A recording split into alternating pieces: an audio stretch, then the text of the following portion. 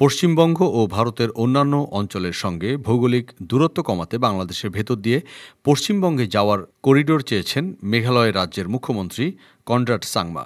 ৭ March রাজ্যের রাজধানী শিলংয়ে নিজ কার্যালয়ে সাংবাদিকদের সঙ্গে এক মতবিনিময় সভায় একথা বলেছেন তিনি। কনরাড সাংমা বলেন, বাংলাদেশের মধ্য দিয়ে যদি হিলি এবং মহেন্দ্রগঞ্জের মধ্যে একটি সংযোগ করিডোর নির্মাণ করা হয়, তাহলে মেঘালয়ে আসামের বরাক উপত্যকা এবং ত্রিপুরার সঙ্গে কলকাতার দূরত্ব ৬০০ থেকে ৭০০ কিলোমিটার কমে যাবে। এ সময় মুখ্যমন্ত্রী একটি বিশেষ করিডোরের প্রস্তাব দিয়ে জানান, বাংলাদেশের ভেতর দিয়ে ১০০ কিলোমিটার বা তার চেয়ে বেশি দৈর্ঘ্যের একটি করিডোর নির্মাণ করা হবে, যা মেঘালয়ের মহেন্দ্রগঞ্জের সঙ্গে পশ্চিমবঙ্গের দক্ষিণ দিনাজপুর জেলার বন্দর শহর হিলিকে সংযুক্ত করবে।